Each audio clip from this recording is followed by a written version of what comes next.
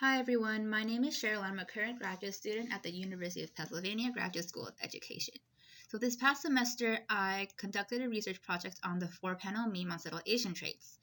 This video is basically a super condensed version of my paper, and I hope that you guys will be able to enjoy this presentation, and I'd love to hear your feedback at the end of this video. So this presentation is called the 4-panel meme, Emergent Discourses of Asian Hybridity and Multiplicity through Language Play. The 4-panel meme emerged on Subtle Asian Traits on October 30th, 2018. It was very popular very quickly, and the height of its popularity was approximately 1 week, from October 30th to November 4th, 2018. And as of November 2019, 1 year later, over 1,000 versions of this meme have been reproduced on Subtle Asian Traits. So with any social linguistic study, one of the key points of analysis is its context. So I wanted to contextualize the 4-panel meme by talking a little bit about subtle Asian traits as a group and an online community. So it is a closed group on Facebook. It was created by a group of Asian Australian high school students and college students in September 2018. Membership quickly skyrocketed, and it just kept growing and growing, and it currently sits at approximately 1,630,942 members. At the time when the 4-panel meme first appeared, membership was just around or under 700,000 people. And not only is it accessed by just regular Asian diasporic youth, but it's also frequented by Asian American celebrities, including Hassan Minaj, Simu Liu, Tableau, and etc. So while the group first began as an Asian Australian online community, it really encompasses Asian youth worldwide these days, and Asian Americans are generally referred to as the most dominant group on SAT. And according to the New York Times article on subtle Asian traits, posts are mostly in English, and they are carefully moderated by the 9 administrators and moderators on subtle Asian traits, and that is approximately 3,000 posts daily. So I also wanted to talk a little bit about how people or how subtle Asian traits members themselves are looking and interpreting the phenomenon that is subtle Asian traits. So I collected newspaper articles and blogs about subtle Asian traits. And so here I have listed a few of them here. So, in the New York Times, the subtle Asian traits was referred to as a gathering place for laughs and reflection on the complicated experience of first-generation Americans. In the New Yorker, it was referred to as mostly good. And in a blog post by Nathan Louie, he mentions that it's a celebration of Western Asian culture, a funny, creative, emotional, valid culture, a culture that he is proud to be a part of. So these are all relatively good perspectives on subtle Asian traits. And so in the Harvard Crimson, Michelle Gao mentions that it may be surprising about subtle Asian traits, given how happily Asians have embraced it as representation, because isn't the point of representation to counter stereotypes? And so subtle Asian traits, it essentially is a meme group, and it uses a lot of stereotypes. And so this is a valid criticism of the group itself. And then similarly in the Daily Pennsylvanian, Joel Lee mentions that it highlights a dangerous hierarchy among the Asian community, as if East Asians are more truly Asian than others. And then he also adds it hurts to see a traumatic experience for many being presented as a meme. So here we see a more nuanced, critical look at subtle Asian traits.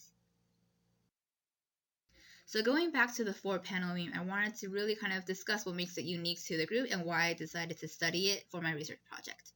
So the 4-panel meme I would argue, is exclusive to subtle Asian traits, even though it's been spread on other groups and as well as other social media platforms like Weibo.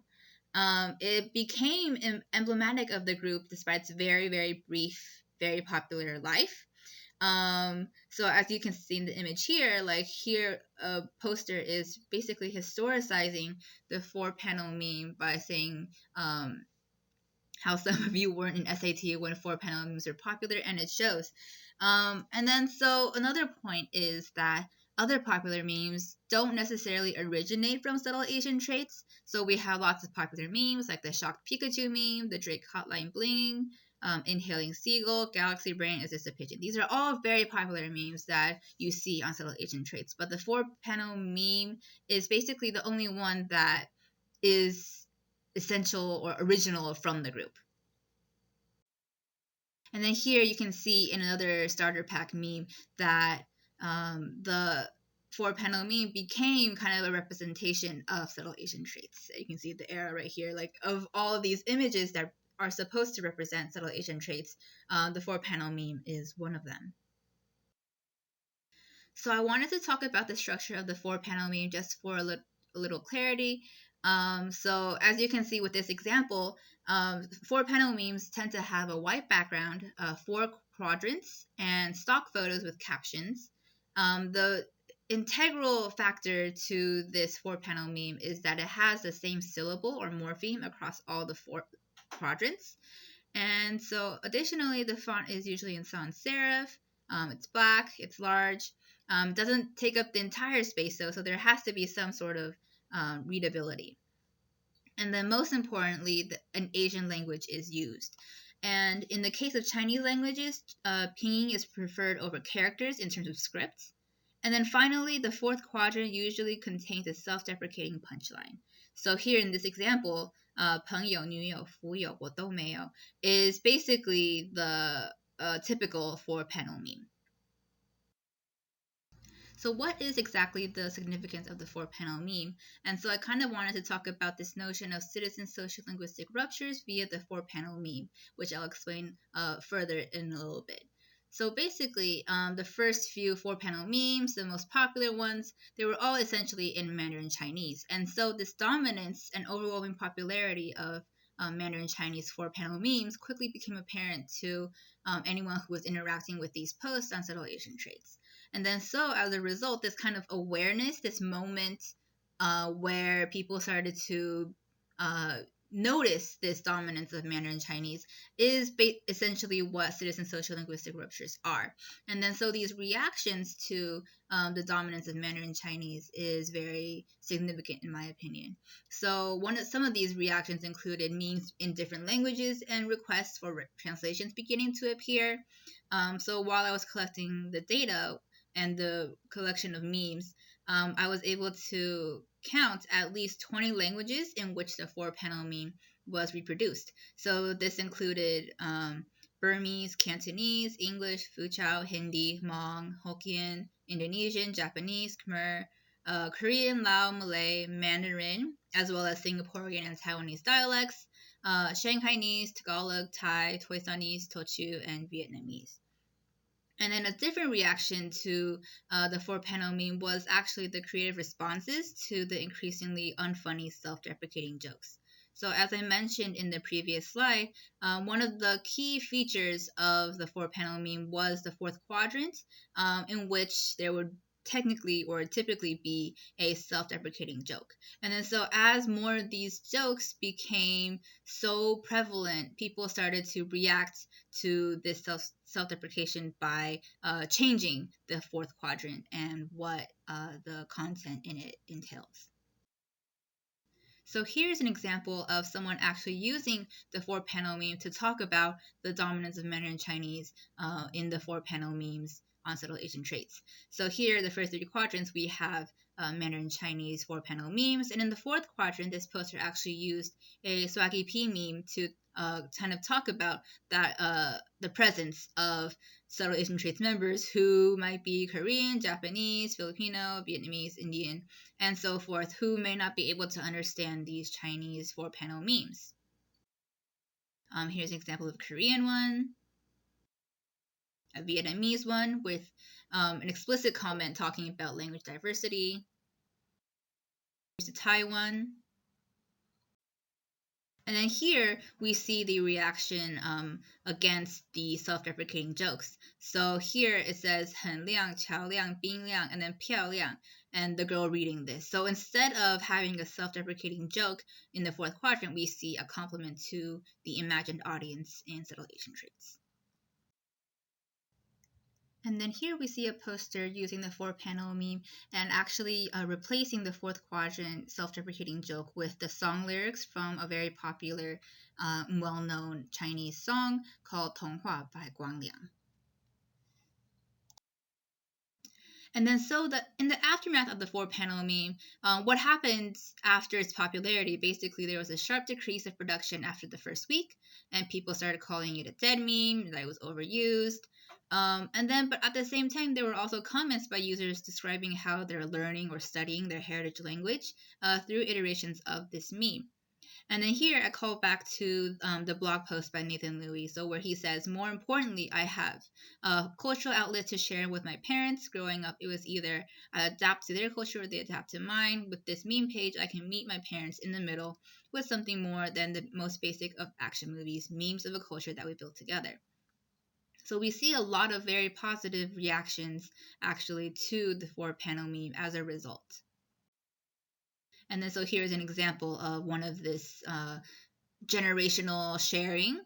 This post was actually shared in the New York Times article, but basically we see a poster screenshotting her conversation with her mother and talking about the 4-panel meme.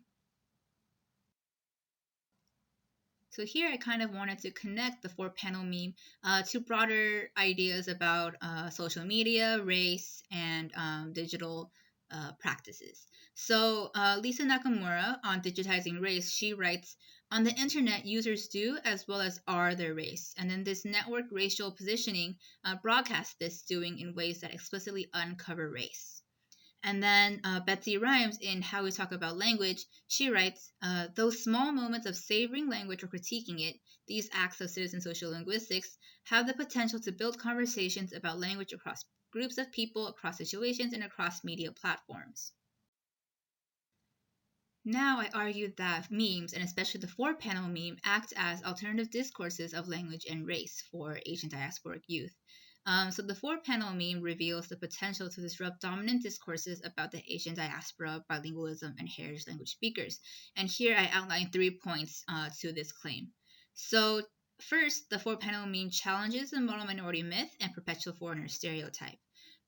In her work on Asian American YouTube performances, Balance writes, in the registers of emotion and affect, Asian American youth work through and against the specter of the model minority as a prescriptive racial fiction.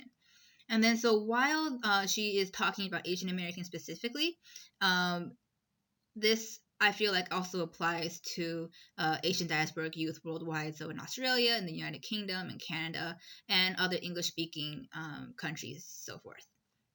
And then so to that point, basically the 4-panel meme contests this notion of the model minority as this kind of monolithic, homogeneous, passive, racial group, and instead presents Asian Americans and Asian diasporic youth as ethnically and culturally and linguistically diverse. And then additionally, by really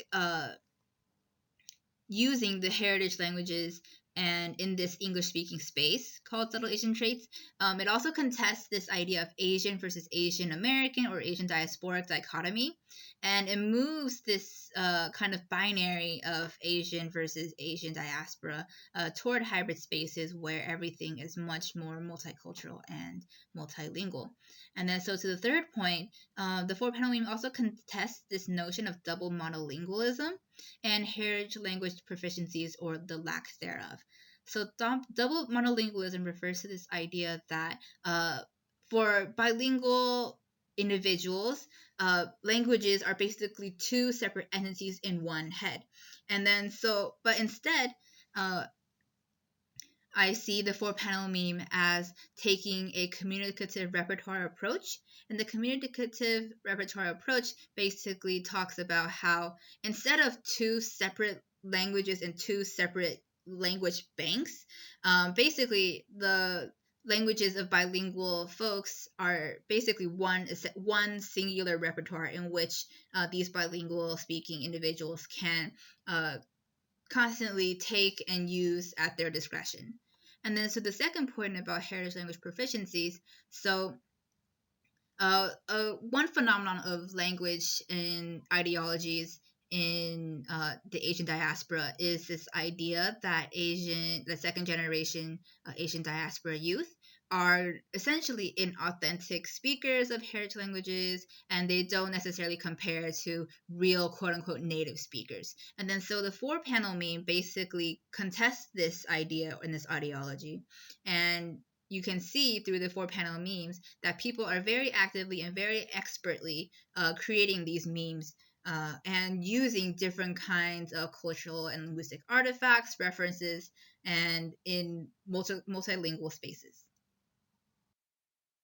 And then so finally, I kind of wanted to present some ethical considerations for research and additional questions. And this is basically geared towards the self and more self-reflective awareness. And then so one of the points that I wanted to consider was this question of consent when it comes to collecting data on social media. So as you might have noticed, I was able to anonymize the post by basically blacking out the images and the names. But at the same time, I wasn't able to contact each and every single person whose post that I shared. And then so this question of if I'm allowed to use these posts and how should I use them and how should I share them was a question that I had while I was researching and doing my analysis. And then a second point that I wanted to consider was the imposed ideologies by the researcher. So as a student of social linguistics, educational linguistics, and so forth, I've been able to work through ideas about languages. And then so I was essentially worried about what this influence of so-called language expertise would have on my analysis of language. And then so a third point was the lack of opportunity for content producers or the meme creators to justify or explain their memes. So because I wasn't able to contact them or get their consent, it was basically me collecting the memes and interpreting them from my own lens. And in basically, it would have been more substantial if I was able to get their perspective on these memes.